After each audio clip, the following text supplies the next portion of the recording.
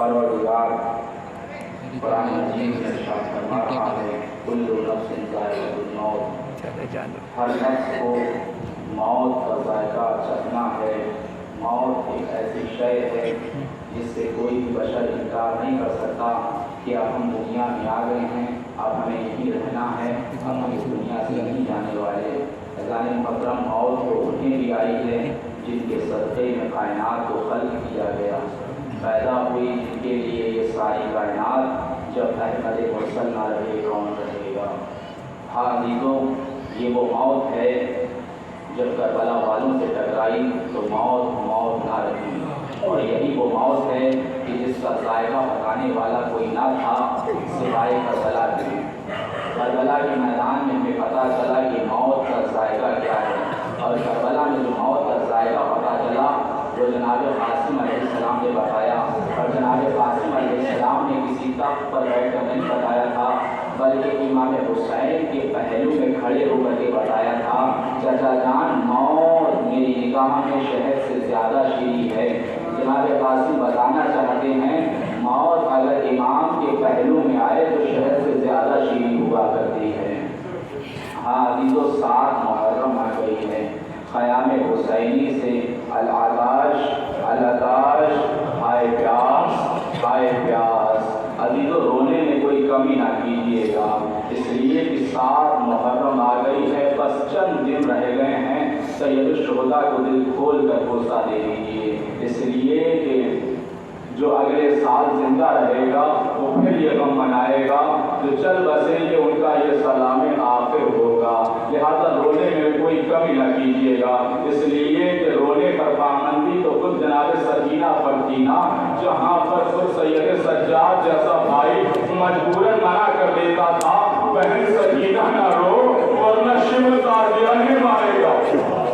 7 मुहर्रम आ गई अज़ीज़ों, अल-आताश की आवाज़ें आ रही हैं, हाय प्यास। इसी अशना में 10 मुहर्रम को खुद इमाम हुसैन के करीब आकर के जनाब कासिम ने हाथों को जोड़ कर कहा, चाचा जान मुझे भी रन की इजाज़त दे दीजिए, चाचा जान मुझे भी करबला जाने की इजाज़त दे दीजिए।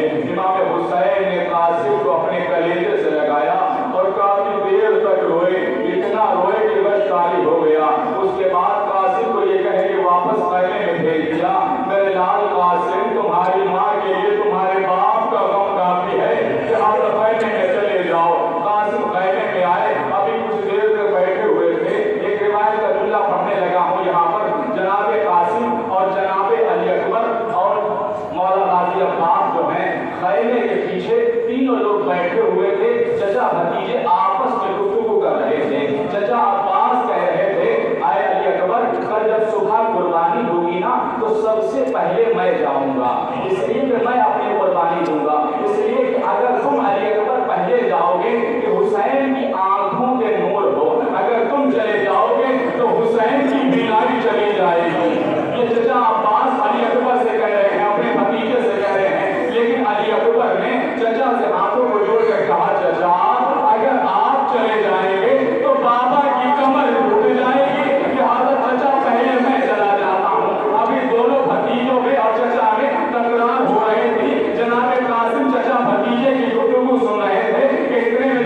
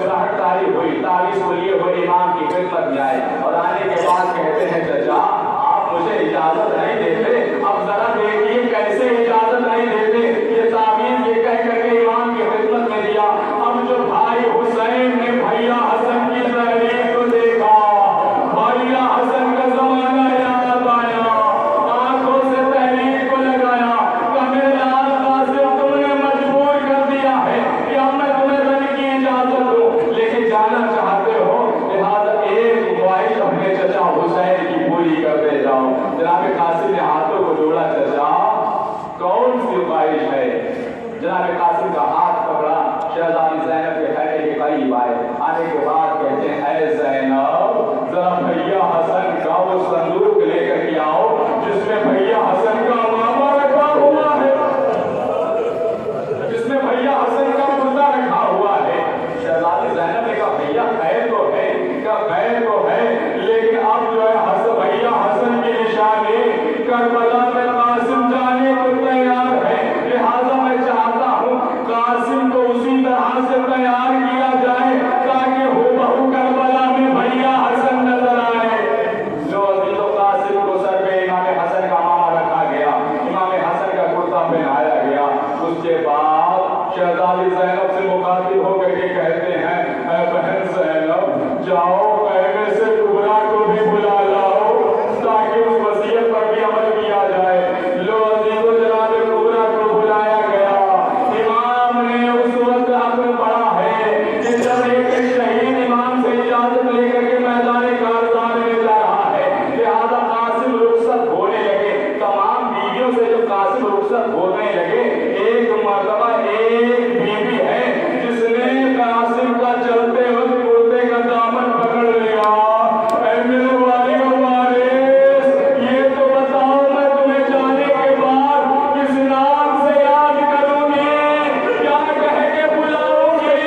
ऐ मेरे वालियों वारिस, तुम तो जा रहे हो, ये बताओ बरोज़े महशर मुझे कैसे पहचानोगे, मैं तुम्हें कैसे पहचानूंगी? जनाब कासिम ने अपने कुर्ते के दामन का टुकड़ा फाड़ के जनाब कुबरा को दिया। कहा, इसी निशानी से हम बरोज़े महशर एक दूसरे को पहचानेंगे। लो अजीजों, जनाब कुबरा से जनाब कासिम रुखसत हुए, घोड़े पर सवार हुए। अपने आप को घोड़े पर सवार न हो सके, इमाम हुसैन ने जनाब कासिम को घोड़े पर सवार कराया। जनाब कासिम मैदान करबला में आए और आने के बाद ऐसी जंग करते हैं, जंग करते करते रजब की पढ़ते जाते हैं।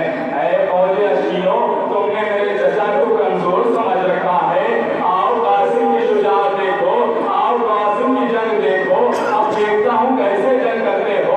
एक मर्तबा जनाब कासिम के मुकाबले में अरज़क नामी पहलवान आया, लेकिन उससे पहले अरज़क नामी के 7 बेटे थे, लिहाजा अरब के सबसे बहादुर बच्चे माने जाते थे। एक एक करके अरज़क नामी के जो है जब पहले बच्चे जो है जनाब कासिम के मुकाबले में आते रहे। इमाम हुसैन ने भाभी उम्मे फरवा से मुखातिब होकर के कहा, ऐ भाभी उम्मे फरवा, मैंने अपने नाना से सुना है कि बेटे के हक में माँ की दुआ ज्यादा कबूल होती है, इसलिए कि अब जो कासिम के मुकाबले में पहलवान आ रहा है उसका नाम अरज़क है, अरब का मशहूर पहलवान है। लो अजीजों, उम्मे फरवा ने दुआ की, उधर कासिम ने अरज़क पहलवान नामी को कत्ल किया। इधर अमान वाला हमीज की सदा गूंजने लगी कि इतने में पिछले साथ की सदा गूंजी, ये हाशमी नौजवान है, लिहाजा ऐसे ना काबू में आएगा, बल्कि चारों तरफ से हमला करो। लो अजीजों, किसी ने तीरों की बारिश, किसी ने तीरों की बारिश, किसी ने नैज़ों की बारिश, जिसके पास कुछ नहीं था वो मैदान करबला की खाक उठा के कासिम को मारता था। मैदान करबला की खाक उठा के जनाब कासिम को मारता था कि इतने में जनाब कासिम जब जमीन पर आने लगे, अल्लामा दरबंदी लिखते हैं, सुनेंगे अजीजों, कयामत का जुमला है। अल्लामा दरबंदी लिखते हैं कि जब तक घोड़े पर था तो कासिम था,